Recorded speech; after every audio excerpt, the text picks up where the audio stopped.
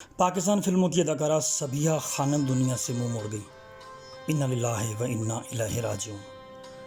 Pakistani silver screen کی خاتون اول صبیحہ خانم کا انتقال لیسبرگ ورجینیا امریکہ میں 13 جون 1920 بروز ہفتہ 84 سال کی عمر میں ہو گیا۔ وہ اپنی بیٹی کے ساتھ مقیم تھی۔ ان کا تعلق گجرات سے ہے۔ گجرات کے ایک گاؤں لکھن وال میں پیدا ہوئی۔ لکھن وال کو فنکاروں کا گھر بھی کہا جاتا ہے کیونکہ وہاں پہ ماضی کی خوبرو فلم سٹار نشو بیگم، عنایت حسین بھٹی کیفی، دو بھائیوں کی جوڑی، پاکستان فلم انڈسٹری کی ممتاز فنکارہ ممتاز، فلم مولا جٹ سے شہرت کی بلندیوں کو چھونے والی چکوری بیگم اور خلیل حیدر گلوکار، وہ بھی لکھن وال جلال پور جٹاں گجرات کے رہائش پذیر تھے۔ ان کا اصل نام مختار بیگم ہے۔ صبیحہ خانم نے ان گنت فلموں میں یادگار کردار ادا کیے۔ ان کے والد کا نام محمد علی مائیا تھا جن کا تعلق دہلی سے تھا۔ والدہ اقبال بیگم عرف بالو امرتسر سے تھیں۔ گجرات میں ان کے والدین کے گھر آمنے سامنے تھے۔ ان کا ننیحال بہت قدامت پسند تھا جبکہ والد بہت روشن خیال تھے۔ ایک محلے میں رہائش کے سبب ان کے والدین ایک دوسرے کی محبت میں گرفتار ہو گئے۔ کئی رکاوٹوں کے بعد بلاخر شادی کے بندھن میں بندھ گئے اور کلکتہ روانہ ہو گئے۔ صبیحہ کے والدین بہت اچھا گاتے تھے۔ سنا ہے کہ وہ ٹپے گا کر ایک دوسرے سے گفتگو کرتے تھے۔ کلکتہ میں ماسٹر وائس نے ان کی آواز میں گانے ریکارڈ کیے۔ انہوں نے ایک فلم سسی پنو میں بھی کام کیا۔ سسی کا کردار صبیحہ کی والدہ نے ادا کیا، جبکہ یہ فلم دوبارہ بنی تو سسی کا کردار صبیحہ خانم نے ادا کیا۔ یہ دونوں فلمیں ایک ہی ہدایتکار نے بنائی تھیں۔ تقسیم سے قبل صبیحہ کا خاندان لاہور میں منتقل ہو گیا۔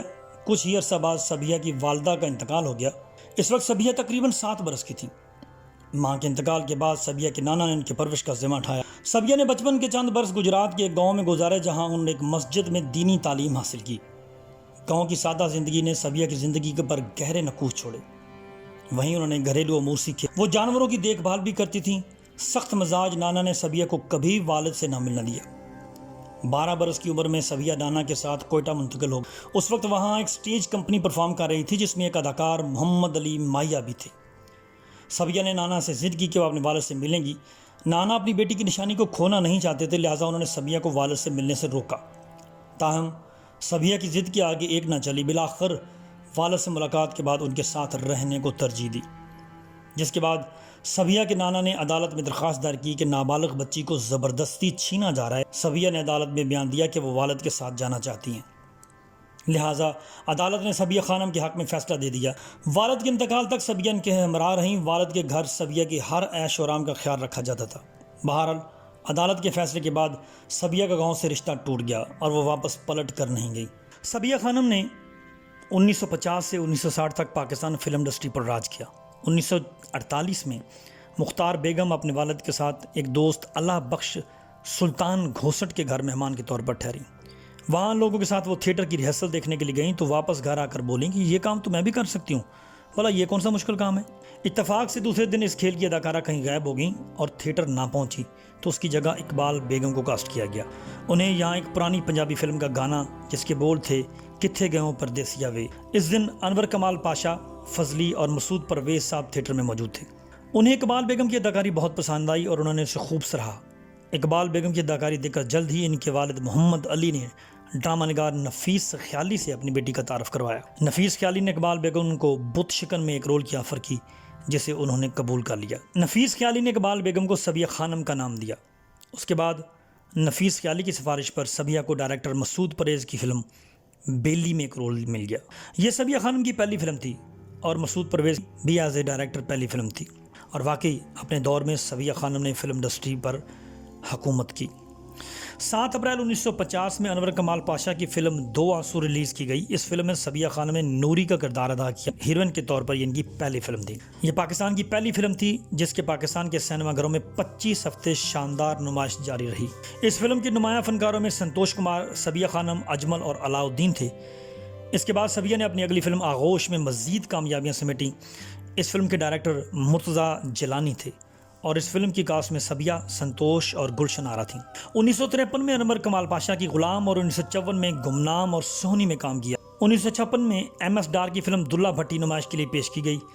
اس فلم میں صبیحہ نے نوراں کا کردار ادا کیا۔ یہ فلم سپر ہٹ رہی اور سینما گھروں میں گولڈن جوبلی منائی۔ واسطہ ہی رابطہ تو جامی وے کبوترا، چٹھی میرے ڈھول نوں پہنچاویں کبوترا، یہ اس فلم کا مشہور گانا تھا۔ اس گیت میں صبیہ خانم کبوتر اپنے ہاتھ میں پکڑے ہوئے ہوتی ہیں اور گانے کے اختتام پر اسے اپنے ڈھول کی طرف جانے کے لیے فضا میں چھوڑ دیتی ہیں۔ اس فلم میں نورا کا کردار ادا کر کے صبیہ نے یہ ثابت کر دیا کہ وہ بھی پنجابی مٹیار کا رول بڑے احسن طریقے سے نبھا سکتی ہیں، ورنہ اس سے پہلے صرف مسرت نذیر کو ہی پنجابی مٹیار تصور کیا جاتا تھا۔ 1957 میں ایک پاکستانی فلم عشق لیلا کے نام سے بنی، یہ فلم بلیک اینڈ وائٹ تھی۔ اس میں اقبال بانو نے خوبصورت نغمہ اپنی خوبصورت آواز میں گایا۔ یہ اپنے دور کی بڑی حسین فلم سٹار صبیہ خانم پر فلمایا گیا تھا۔ 1957 میں رومانٹک فلم وعدہ ریلیز ہوئی اور یہی وہ فلم تھی جس کے شوٹنگ کے دوران صبیہ اور سنتوش محبت میں گرفتار ہو گئے اور یہ فلم ایک سپر ہٹ فلم ثابت ہوئی۔ فلم وعدہ کی شوٹنگ کے دوران پروان چڑھنے والی محبت 1 اکتوبر 1958 کو فلم حسرت کی شوٹنگ دوران پایا تکمیل کو پہنچی اور اس دن صبیہ سنتوش کی جوڑی اپنی حقیقی زندگی میں بھی ایک ہو گئی۔ سنتوش کمار کی دوسری شادی تھی۔ ان کی پہلی بیوی کا نام جمیلہ تھا جو کہ خاتون خانہ تھی اور انہیں اس شادی پر کوئی اعتراض نہ تھا۔ سلور سکرین کی گولڈن گرل صبیہ خانم نے بہت سی فلموں میں کام کیا جن میں دل میں تو، مکھڑا، داتا، عشرت، شکوہ، رشتہ، موسیقار، پاک دامن، ایاز، راہ گزر، شیخ چلی، آس پاس، سسی، چھوٹی بیگم، حاتم، 7 لاکھ، محفل، پرواز، طوفان، کنیز، دیور بھابھی، شام ڈھلے، انجام، سرفروش، انتقام، قاتل، سوال، کمانڈر، تہذیب، انجمن، دیوانہ اور ایک گناہ اور صحیح شامل ہیں۔ صبیہ خانم نے فنکاری کے ساتھ ساتھ کچھ فلموں میں گلوکاری بھی کی۔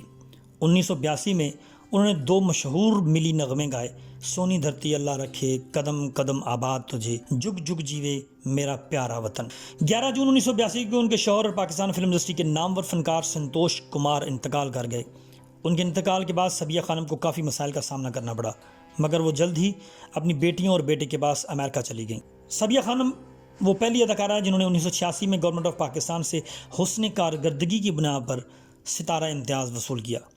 ان کو کئی فلمی ایوارڈ بھی مل چکے۔ فلم 7 لاکھ 1957 میں بہترین اداکارہ کا نگار ایوارڈ، فلم شکوہ 1963 کے لیے نگار ایوارڈ، فلم دیور بھابھی 1967 میں کے نگار ایوارڈ کا خصوصی ایوارڈ، نگار ایوارڈ خصوصی ایوارڈ برائے فلم ایک گناہ اور صحیح 1975، نگار ایوارڈ کے 30 سالہ اداکاری کے لیے خصوصی ایوارڈ 1981۔ ڈائریکٹر حسن طارق کی فلم سنگ دل 1982 میں نگار ایوارڈ بہترین معاون اداکارہ، پرائڈ آف پرفارمنس ایوارڈ 1986 میں صدر پاکستان نے دیا۔ انہوں نے اردو اور پنجابی دونوں زبان کی فلموں میں یکساں مہارت سے کام کیا۔ ان کے بارے میں کوئی یہ نہیں کہہ سکتا کہ انہوں نے کسی ایک زبان کی فلموں میں متاثر کن اداکاری کی۔ ان کی حقیقی زندگی بھی کسی فلمی کہانی سے عبارت ہے جس نے انہیں آج بھی اپنے مداحوں کے دلوں میں زندہ رکھا ہوا ہے۔